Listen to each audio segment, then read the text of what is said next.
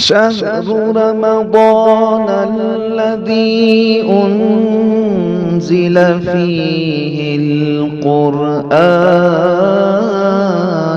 رمضان کا مہینہ وہ ہے جس میں قرآن اترا۔ نحمده ونصلي ونسلم على رسوله الكريم أما بعد فأعوذ بالله من الشيطان الرجيم بسم الله الرحمن الرحيم قال الله تبارك وتعالى في كلامه المجيد والفرقان الحميد وقال الذين لا يرجون لقاءنا لولا أنزل علينا الملائكة أو نرى ربنا صدق الله العظيم وبلغنا رسوله النبي الكريم الأمين الرؤوف الرحيم قال الله تبارك وتعالى في شان حبيبه إن الله وملائكته يصلون على النبي يا أيها الذين آمنوا صلوا عليه وسلموا تسليما اللهم صل على سيدنا ومولانا محمد معدن الجود والكرم منبع العلم والحلم والحكم وعلى آله وصحبه وبارك وسلم صلاة وسلاما عليك یا سیدی یا رسول اللہ۔ معزز ناظرین السلام علیکم ورحمۃ اللہ وبرکاتہ۔ جاگ پیس ٹی وی کے رمضان ٹرانسمیشن کے اس پلیٹ فارم سے آپ تمامی احباب کو خوش آمدید کہتے ہیں۔ خلاصہ تراویح میں انشاءاللہ تعالی ہم آپ کے سامنے آج 19ویں پارے کا خلاصہ، اس کا اجمالی تذکرہ اور اس کی منتخب آیات کی تفسیر آپ کے سامنے بیان کرنے کی سعادت حاصل کریں گے۔ 19ویں پارے میں کل 19 رکوع ہیں اور اس میں 3 صورتیں ہیں۔ سورہ فرقان جو کہ 18ویں پارے کے آخر میں ہے، اور اس کا کچھ حصہ اس کی 19ویں پارے کی ابتدا میں ہے، اور اس کے بعد سورہ شعراء، اور پھر آخر میں سورہ نمل کی کچھ رکوع 19ویں پارے کے اندر موجود ہیں۔ اب ہم اس کا اجمالی تذکرہ آپ کے سامنے کرتے ہیں کہ 19ویں پارے کی جہاں سے ابتدا ہوتی ہے اس میں کفار کے ناروا مطالبات کا تذکرہ ہے، اور کفار کا اس بات پر اعتراض کرنا کہ قرآن مجید فرقان حمید ایک ہی بار میں نازل کیوں نہیں کیا گیا، ان کا اس اعتراض اور اس کا جواب اللہ تبارک و تعالی نے عطا فرمایا۔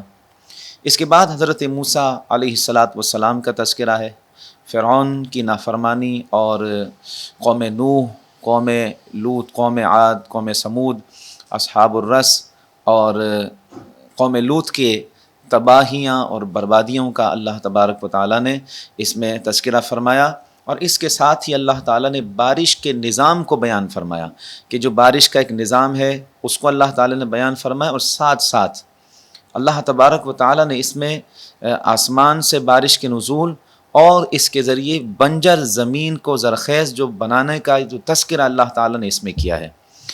اس کے بعد سورہ فرقان کے آخری رکوع میں اللہ تبارک و تعالیٰ نے اپنے محبوب بندوں کی صفات کو بیان فرمایا، اور محبوب بندوں کی صفات اس انداز میں ذکر کی، وعباد الرحمن الذین یمشون علی الارض ہونا واذا خاطبهم الجاہلون قالوا سلاما۔ تو یہ آخری رکوع میں محبوب بندوں کی صفات اللہ تعالیٰ نے بیان فرمائی ہیں جو کہ اللہ کو محبوب ہیں، وہ انشاءاللہ ہم اپنی تفسیر کے اندر اس کو بیان فرمائیں گے۔ اور پھر اس کے بعد اختتام اس بات پر ہوا کہ اللہ تبارک و تعالیٰ توبہ کو قبول فرمانے والا، اور اس کے ساتھ جو توبہ کرنے والے ہیں ان کے لیے جنت میں اعلیٰ مقام عطا فرمانے کا تذکرہ ہے۔ اس کے بعد سورہ شعراء ہے، مکی صورت ہے، اور ترتیب مصحف کے اعتبار سے یہ قرآن مجید فرقان حمید کی 26ویں صورت ہے، اور نزول کے اعتبار سے یہ قرآن مجید کی 47ویں صورت ہے۔ اس صورت میں 227 آیات اور 11 رکوع ہیں۔ یہ صورت، اس صورت کا نام سورہ شعراء اس لیے رکھا گیا کہ اس کی آیت نمبر 224 میں اللہ تبارک و تعالیٰ کا فرمان ہے کہ وَالشُّعَرَاءُ يَتَّبِعُهُمُ الْغَاوُونَ۔ اس کا ترجمہ یہ ہے کہ اور شاعروں کی پیروی گمراہ لوگ ہی کرتے ہیں، تو اس وجہ سے اس صورت کا نام سورہ شعراء رکھا گیا۔ اس صورت میں قرآن مجید فرقان حمید کی عظمت پر دلائل قائم کیے گئے، قرآن مجید فرقان حمید کی عظمت کو بیان کیا گیا، اور اس کے ساتھ ساتھ اس میں قرآن مجید کی فصاحت و بلاغت کو بیان کیا، اور پھر ایک چیلنج ہے جو 1450 سال سے برقرار ہے، اور وہ چیلنج یہ ہے کہ قرآن مجید فرقان حمید کی مثل لانے کا، اور آج تک یہ چیلنج برقرار ہے کہ کوئی بھی اس قرآن کی مثل نہیں لا سکا اور مثل لانے سے عاجز ہے۔ اس کی وجہ یہ ہے کہ یہ کلام بشر نہیں بلکہ کلام الہی ہے، اللہ تبارک و تعالیٰ کا کلام ہے۔ اس کے بعد اللہ تبارک و تعالیٰ اس میں دوبارہ کفار کے جو فرمائشی مطالبات اور معجزات کا انہوں نے جو اپنے حساب سے ذکر کیا، اس کو اللہ تبارک و تعالیٰ نے اس میں ذکر کر کے پھر ان کا رد فرمایا کہ کسی بھی نبی کا جو معجزہ ہے وہ لوگوں کی فرمائش کے حساب سے نہیں ہوتا، اللہ تعالیٰ اپنی قدرت سے جسے چاہتا ہے ویسے نوازتا ہے۔ پھر اس کے بعد اللہ تعالیٰ نے مختلف انبیاء کرام کا تذکرہ کیا اور ان کی اقوام کا تذکرہ کیا، ان کی اقوام کی نافرمانیوں کا، اور پھر ان کی اقوام پر پے در پے آنے والے عذابات کا ذکر ہے، جن میں حضرت ابراہیم علیہ السلام، حضرت موسیٰ علیہ السلام، حضرت نوح علیہ السلام، حضرت ہود علیہ السلام، حضرت صالح علیہ السلام، حضرت لوط علیہ السلام اور حضرت شعیب علیہ السلام کی اقوام، اور ان کی اقوام کی جو اللہ کی طرف سے ان کے اوپر عذاب آیا تھا، جو آزمائشیں ہوئی تھیں، ان کا تذکرہ ہے، اور اہل ایمان کی نجات کا بھی اللہ تعالیٰ نے اس میں ذکر فرمایا۔ اور آخر میں ہمارے آقا و مولا جناب سید الانبیاء حبیب کبریا احمد مجتبیٰ جناب محمد مصطفیٰ صلی اللہ تعالیٰ علیہ وآلہ وسلم کا ذکر نہایت خوبصورت انداز سے ہے کہ اللہ تبارک و تعالیٰ نے ارشاد فرمایا، اے رسول مکرم صلی اللہ علیہ وسلم، اللہ تعالیٰ عبادت کے وقت آپ کے قیام کو اور عبادت گزاروں کے درمیان آپ کے سجدہ کرنے کو دیکھ رہا ہے۔ تو اپنے حبیب سے اللہ تعالیٰ جو محبت کرتا ہے اس کا اندازہ ہمیں قرآن مجید پڑھ کر ہی لگتا ہے۔ ہم تھوڑی سی گفتگو محبت رسول پر کریں گے کہ دیکھیے نبی کریم صلی اللہ تعالیٰ علیہ وآلہ وسلم اللہ تبارک و تعالیٰ کی وہ نعمت ہیں کہ جب تک یہ نعمت نہ تھی کسی نعمت کا وجود نہ تھا، نہ زمین، نہ آسمان، نہ آفتاب، نہ مہتاب، نہ چرند و پرند، نہ عرش و کرسی، نہ لوح و قلم، نہ مشرق، نہ مغرب، نہ شمال، نہ جنوب، غرض یہ کہ کچھ نہ تھا۔ اور خود رب کائنات حدیث قدسی میں ارشاد فرماتا ہے، کنت کنزا مخفیا، کہ میں ایک پوشیدہ خزانہ تھا، فاحببت ان اعرف، میں نے چاہا کہ میں پہچانا جاؤں، فخلقت الخلق، تو میں نے ایک خاص مخلوق کو پیدا کیا، فخلقت نور محمد، تو میں نے نور محمد صلی اللہ علیہ وسلم کو بنایا۔ تو حضور علیہ السلام ہیں تو یہ ساری کائنات ہے، سرکار علیہ السلام کی حضور وجہ تخلیق کائنات ہیں۔ اللہ تبارک و تعالیٰ اپنے حبیب سے جو محبت فرماتا ہے اس کا آپ اس سے اندازہ لگائیں کہ اللہ تبارک و تعالیٰ اپنے حبیب کی ہر ادا کو دیکھ رہا ہے۔ الذی یراک حین تقوم، کہ اللہ تعالیٰ آپ کو دیکھ رہا ہے جس وقت آپ قیام کی حالت میں ہوتے ہیں۔ اور ہمارے آقا صلی اللہ علیہ وسلم ساری رات جاگ کر آپ قیام کی حالت میں گزارتے، یہاں تک کہ مبارک پاؤں متورم ہو جاتے، سوج جایا کرتے تھے۔ اور پھر سیدہ عائشہ صدیقہ طیبہ طاہرہ رضی اللہ تعالیٰ عنہ عرض کرتی ہیں، یا رسول اللہ صلی اللہ علیہ وسلم آپ تو بخشائے ہیں، پھر بھی آپ اتنی عبادت کرتے ہیں؟ تو سیدہ عائشہ صدیقہ رضی اللہ تعالیٰ عنہ کے سوال پر ہمارے آقا صلی اللہ علیہ وسلم کا جواب ہوتا کہ اے عائشہ، کیا میں اللہ کا شکر گزار بندہ نہ بنوں؟ تو یہاں پر ہم سورہ شعراء کا ان کلمات پر اختتام کرتے ہیں کہ ہمیں نبی کریم صلی اللہ علیہ وسلم سے سچی محبت کرنی چاہیے، اور محبت رسول کا تقاضا یہ ہے کہ ہم اپنے افعال کا، اپنے کردار کا، اپنے گفتار کا، اپنے اعمال کا ہر اعتبار سے اس میں غور و فکر کر کے اس کو پرکھیں اور اس کو محبت رسول کے تقاضوں کے مطابق ڈھالیں، تاکہ ہمیں دیکھنے والا یہ سمجھ جائے کہ یہ رسول اللہ کا غلام جا رہا ہے صلی اللہ علیہ وسلم۔ ہمیں دیکھنے والا اس بات کو سمجھ لے کہ یہ آقا علیہ السلام کا غلام جا رہا ہے۔ ہم یہ نعرہ تو لگاتے ہیں کہ غلام یہ رسول میں موت بھی قبول ہے، لیکن ہم یہ کیوں نہیں کہتے کہ ہمیں غلامی رسول میں زندگی قبول ہے؟ ہمیں حضور کی غلامی میں زندگی بھی تو قبول ہونی چاہیے۔ موت کو قبول کرنا بہت آسان ہے، معزز ناظرین، غلامی رسول میں زندگی گزارنا مشکل ہے۔ جب آپ غلامی رسول میں زندگی گزاریں گے تو آپ کو ہر قسم کی نافرمانیاں، ہر قسم کے دھوکہ، ہر قسم کی جو فراڈ ہے، ہر طرح کے جھوٹ، اور جو ہمارے معاشرے میں جس قدر بازار گرم ہوا ہے، ہر قسم کی تنگی اور ہر طرح کی فحش لغویات جو ہیں، سب کو چھوڑنا پڑے گا تو ہم ایک عاشق صادق کہلائیں گے۔ اللہ کریم ہمیں اپنے دعوے میں سچا فرمائے۔ اس کے بعد سورہ نمل ہے۔ سورہ نمل جو ہے یہ قرآن مجید فرقان حمید کی 27ویں صورت ہے ترتیب کے اعتبار سے، اور یہ بھی مکی صورت ہے، مکہ مکرمہ میں نازل ہوئی۔ نزول کے اعتبار سے اس کا نمبر 48واں ہے۔ اس صورت میں 93 آیات اور 7 رکوع ہیں۔ اس صورت میں حضرت سلیمان علیہ السلام کے لشکر اور چونٹیوں کا ذکر ہے۔ تو حضرت سلیمان علیہ السلام اپنے لشکر کے ساتھ تشریف لے جا رہے تھے، تو چونٹیوں کی ملکہ نے چونٹیوں سے کہا کہ چونٹیوں اپنی اپنی بلوں میں داخل ہو جاؤ۔ اس بات کو حضرت سلیمان علیہ السلام نے سن لیا، تو بعض مفسرین نے لکھا ہے کہ 3 میل کے فاصلے سے سنا، اور بعض نے لکھا کہ 40 میل کے فاصلے سے سنا۔ تو اس سے ایک بات تو معلوم ہوئی کہ جو انبیاء کرام علیہم الصلاۃ ہیں وہ عام بشر نہیں ہیں، عام لوگوں کی طرح نہیں ہیں۔ جن لوگوں کا یہ عقیدہ ہے انہیں غور و فکر کرنا چاہیے کہ انبیاء کرام کو ہم عام بشر کیوں سمجھتے ہیں۔ منتخب ہیں اور یہ خاص اور افضل بشر ہیں، اور اللہ تبارک و تعالی نے انہیں وہ قوت اور طاقت عطا فرمائی جس کا ہم تصور بھی نہیں کر سکتے۔ اور آج کل کے اعتبار سے اگر ہم دیکھیں تو سائنس نے بھی اب تک کوئی ایسی مشین، کوئی ایسا آلہ ایجاد نہیں کیا جو چونٹی کی آواز کو ریکارڈ کر سکے، اور اللہ کا نبی اس کی آواز بھی سن رہا ہے، اور اس کی آواز سننے کے بعد آپ نے کیا کیا؟ قرآن مجید میں ہے فَتَبَسَّمَ ضَاحِكًا مِّن قَوْلِهَا، آپ نے اس کی آواز سن کر اس پر تبسم فرمایا اور آپ کھل کے ہنسے۔ تو یہ بات آپ دیکھیں نا، سنا تو کھل کے ہنسے، اور اس پر اللہ کا شکر آپ نے ادا کیا کہ اللہ تعالیٰ نے آپ کو پرندوں کی اور حشرات الارض کی بولیاں آپ کو سمجھائیں، بولیاں آپ کو سکھائیں کہ آپ ان کی بولیاں سمجھتے ہیں۔ اور پھر اسی کی وجہ سے اس سورت کا نام سورہ نمل ہے۔ نملتن کی جمع نمل ہے، اور اس لیے اس میں چونٹیوں کا ذکر ہے، تو اس لیے اس وجہ سے اس سورت کو سورہ نمل کہتے ہیں۔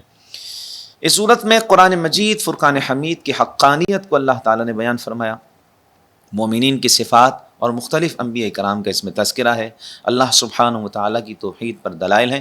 اور جتنا حصہ سورہ نمل کا 19ویں پارے میں موجود، اس میں حضرت موسیٰ علیہ السلام کا تذکرہ ہے، حضرت سلیمان علیہ السلام آپ کے لشکر کا، اور پھر ملکہ بلقیس کے ساتھ جو آپ کا معاملہ ہو اس کا ذکر ہے، اور قوم سمود کا حضرت صالح علیہ السلام سے بدشگونی مراد لینے کا ذکر ہے، اور آخر میں اس 19ویں پارے کا اختتام قوم لوط کی اس فحاشی اور عریانی پر ہے، ان کی تباہی اور بربادی پر اس 19ویں پارے کا اختتام ہے۔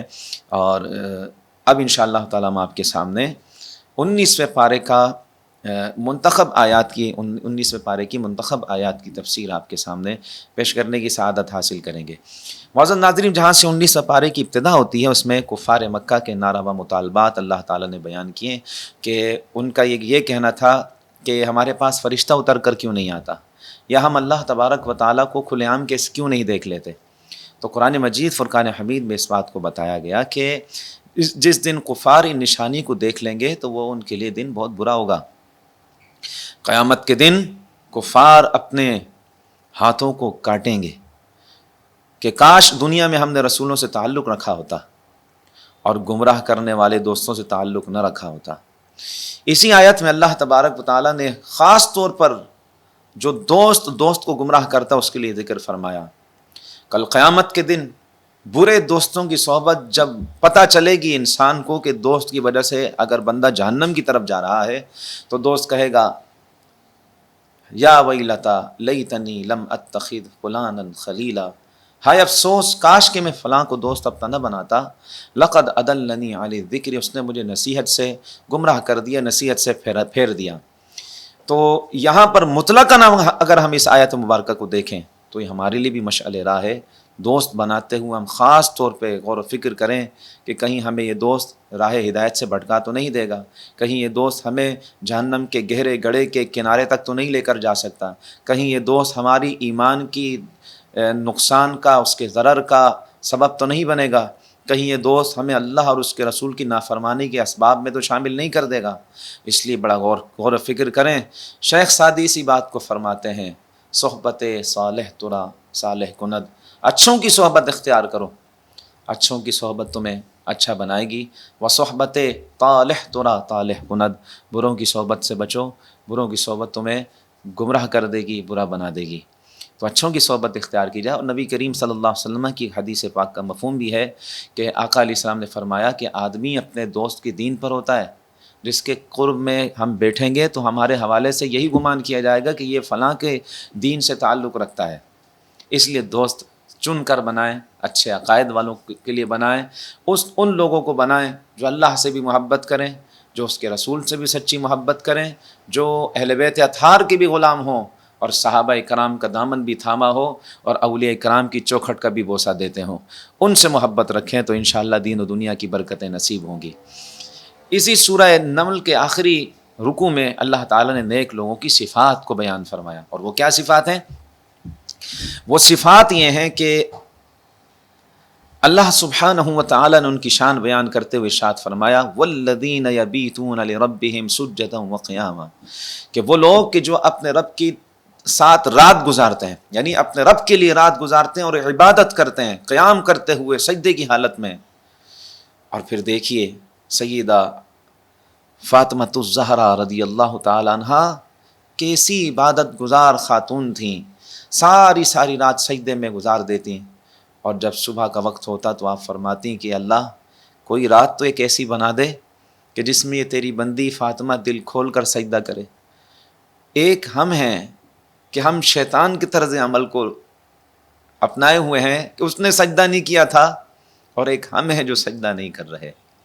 اللہ تعالیٰ نے شیطان کو سجدہ کرنے سے روکا تھا اور اس نے ایک سجدہ نہ کیا تو راندہ درگاہ ہوا، اور ایک طرف ہم ہیں کہ جو سجدے سے بھاگتے ہیں. ایک بڑی تعداد ہے جو نماز کو اہمیت نہیں دیتی اور نماز نہیں پڑھتی، سجدہ نہیں کرتی.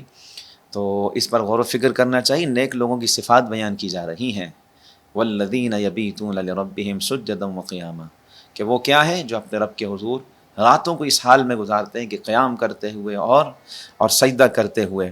اور پھر ان کا چلنا کیسا؟ وعباد الرحمن الذین یمشون علی الارض ہونا وَإِذَا خَاطَبَهُمُ الْجَاهِلُونَ قَالُوا سَلَامًا. ان کی شان یہ کہ جب وہ زمین پر چلتے ہیں نرمی سے چلتے ہیں. یہ اللہ والوں کی صفت ہے، یہ مومنین کی صفت بیان کی جا رہی کہ جب وہ زمین پر چلتے ہیں تو نرمی کے ساتھ جھک کر چلتے ہیں، اور جب وہ جاہل لوگ ان سے آ کر کسی بات پر کلام کرتے ہیں تو وہ کہتے ہیں السلام علیکم، سلام کرتے ہوئے آگے بڑھ جاتے ہیں.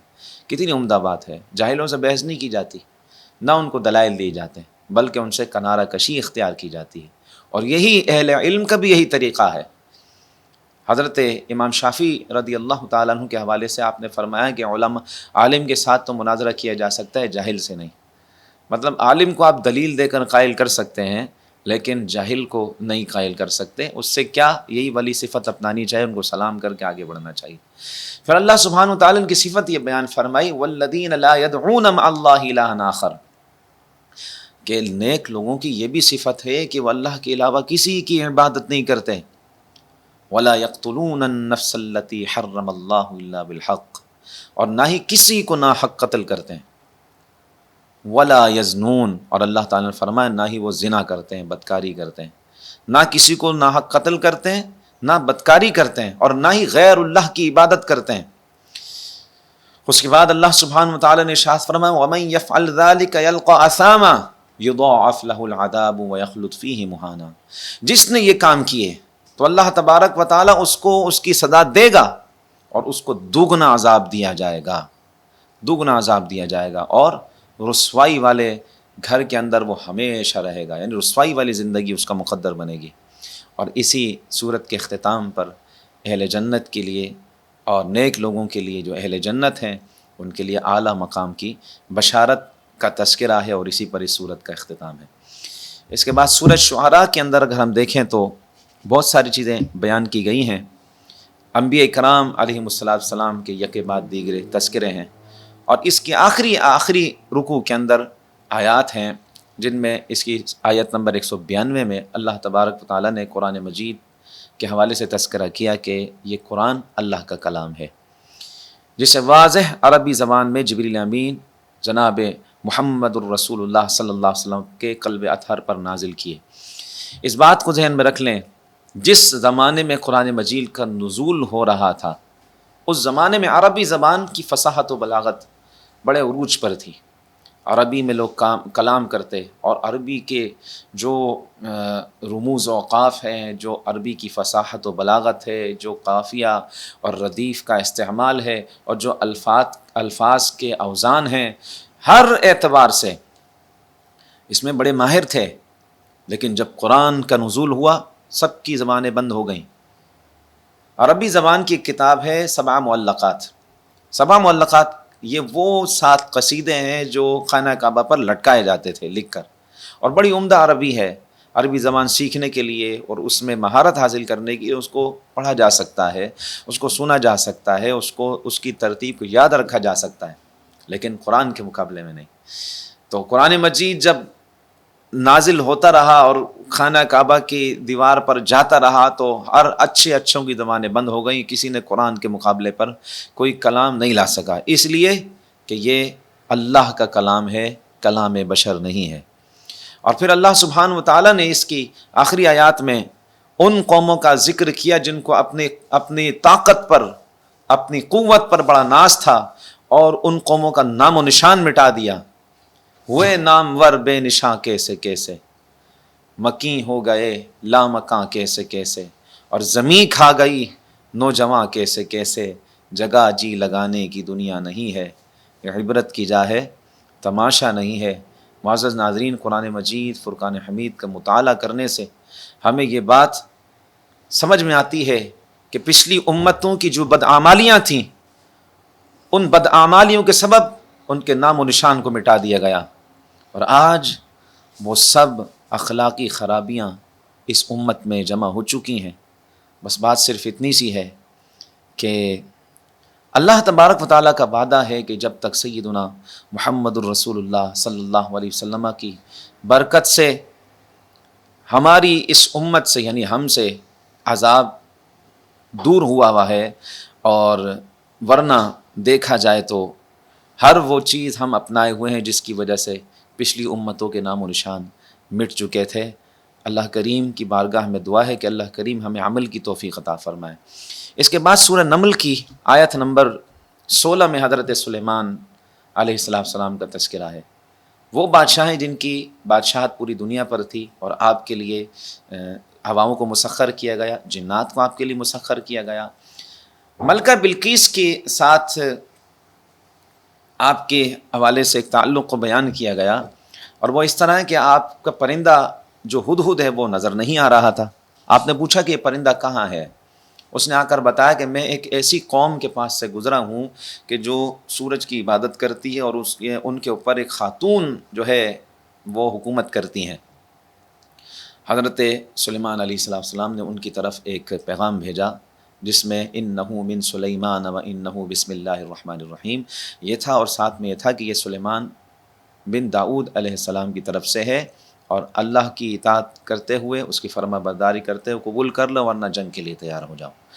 جب یہ پیغام اس کے پاس پہنچا، چونکہ اس جگہ کی ملکہ کا نام ملکہ سبا بلقیس تھی، سبا جگہ کا نام ہے، ان کے پاس بڑی قوت طاقت بھی تھی اپنے اعتبار سے، انہوں نے سمجھا کہ حضرت سلیمان علیہ السلام کوئی دنیا دار بادشاہ ہوں گے، اور انہوں نے ہماری طرف یہ پیغام بھیجا ہے۔ ان کو نہیں معلوم کہ حضرت سلیمان علیہ السلام اللہ کے نبی ہیں۔ اب المختصر یہ کہ انہوں نے اپنے لوگوں کے ساتھ مشاورت کی، لوگوں نے کہا ہم آپ کے ساتھ حاضر ہیں، ہم جیسا آپ حکم کریں گے ہم حاضر رہیں گے۔ ملکہ بلقیس بڑی سمجھدار تھی، اس نے ایک شخص کو اپنا قاصد بنا کر حضرت سلیمان علیہ السلام کی طرف بھیجا، تحفے تحائف دے کر۔ تو حضرت سلیمان علیہ السلام کے پاس جب وہ تحفے پہنچے تو آپ نے واپسی لوٹا دی اور فرمایا کہ جو میرے رب نے مجھے دیا ہے وہ اس سے کہیں زیادہ ہے، یہ تحفے آپ واپسی لے جائیں۔ اور وہ قاصد آپ کی جاہ و جلالت کو اور آپ کی بادشاہت کو، آپ کے رعب اور دبدبے کو دیکھ کر ویسے ہی حیران ہو چکا تھا۔ اس نے واپسی جا کر سارے احوال بتائے۔ ملکہ بلقیس کا ایک تخت تھا جو 80 گز چوڑا اور 40 گز اونچا، یہ تخت تھا جس پر ہیرے جواہرات خوب لگے ہوئے تھے۔ تو وہ اس تخت کو بند کر کے حضرت سلیمان علیہ السلام سے خود ملاقات کے لیے آنے لگی۔ اب فاصلہ دیکھیے، فاصلہ ہے، مفسرین نے لکھا کہ حضرت سلیمان علیہ السلام ملک شام میں ہیں، اور وہ جو ملکہ ہے وہ ہے یمن میں، تو تقریباً 200 میل کا فاصلہ۔ اس وقت نہ تو کوئی جہاز ہے، نہ کوئی ریل ہے، نہ کوئی بس ہے، کوئی سواری نہیں۔ اگر سواری ہے تو وہ گھوڑا یا گدھا ہے جس کے اوپر سوار ہو کر آتے ہیں۔ ملکہ بلقیس وہاں سے چلی، ادھر حضرت سلیمان علیہ السلام ایک نشست لگاتے تھے فجر کے بعد، اور وہ زوال کے وقت تک رہتی، جس میں آپ لوگوں کی مشکلات، پریشانی آپ سماعت فرمایا کرتے تھے اور ان کا حل کیا کرتے تھے۔ تو آپ نے سب کو جمع کیا اور سب کو جمع کر کے کہا کہ کون ہے وہ جو تخت لے کر آ جائے گا؟ تو قال افریت من الجن، افریت یعنی طاقتور جن نے کہا کہ میں وہ تخت لے آؤں گا قبل ان تقوم من مقامک، کہ آپ اپنی یہ نشست ختم کریں اس سے پہلے لے آؤں گا۔ دیکھا جائے تو یہ بھی بہت جلدی تھی اس زمانے کے اعتبار سے۔ حضرت سلیمان علیہ السلام نے فرمایا نہیں، ہمیں اس سے بھی جلدی چاہیے۔ اس نے کہا وَإِنِّي عَلَيْهِ لَقَوِيٌّ أَمِينٌ، میں مضبوط بھی ہوں، مطلب تخت کو کوئی نقصان بھی نہیں پہنچے گا، اور میں امانت دار بھی ہوں کہ منو ان تخت آپ کی خدمت میں لے آؤں گا، کوئی چیز اس میں آگے پیچھے بھی نہیں ہوگی۔ آپ نے فرمایا نہیں، ہمیں اس سے بھی جلدی چاہیے۔ اب دیکھیے قرآن مجید فرقان حمید میں اللہ تعالیٰ جب کسی کو مقام دینا چاہے اور تو اس کا تصرف کیا ہوتا ہے۔ آج لوگ ہر بات کو اپنی عقل پر پرکھتے ہیں، اب یہ دیکھیں کرامت کا ظہور کیا ہے۔ اللہ تعالیٰ فرماتا قول الذی عندہ علم من الکتاب، کہا اس شخص نے جس کے پاس کتاب کا علم تھا، انا آتی کبھی قبل ان یرتد الیک طرفک، اس نے کہا میں آپ کی خدمت میں آپ کے پلک جھپکنے سے پہلے لے آؤں گا۔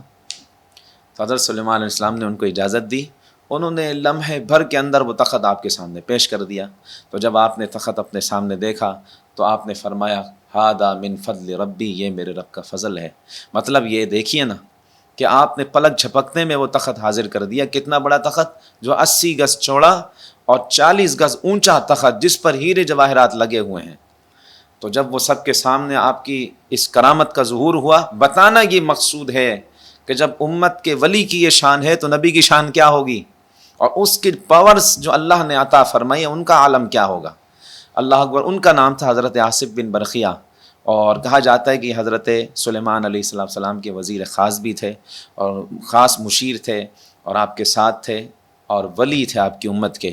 تو ہم یہاں پر ایک بات آپ کی گوش گزار کرتے ہیں کہ جب حضرت سلیمان علیہ السلام کی امت کے ولی کی یہ شان ہے تو محمد مصطفیٰ صلی اللہ علیہ وسلم کی امت کے اولیاء کی کیا شان ہوگی۔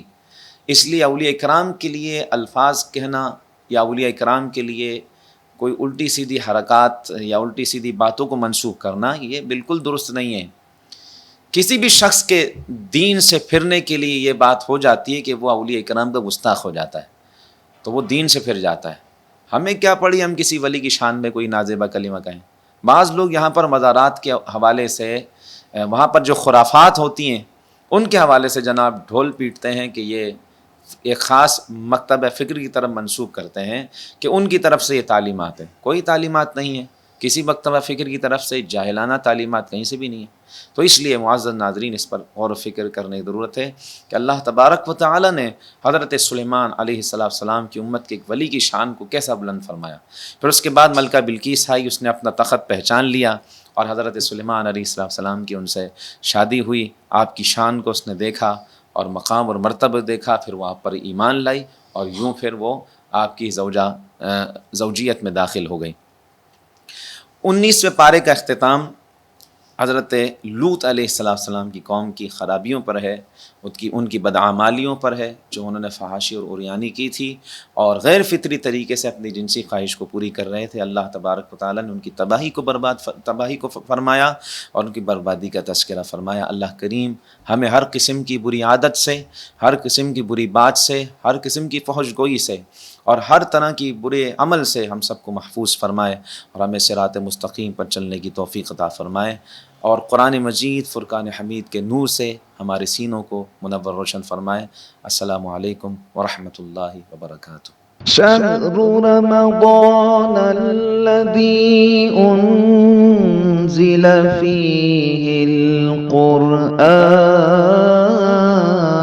رمضان کا مہینہ وہ ہے جس میں قرآن اترا۔